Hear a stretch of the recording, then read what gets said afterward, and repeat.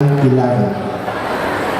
Every year, by custom and tradition, we are gathering here during the Thanksgiving holiday weekend to celebrate the achievement and success of the Hmong community in Minnesota.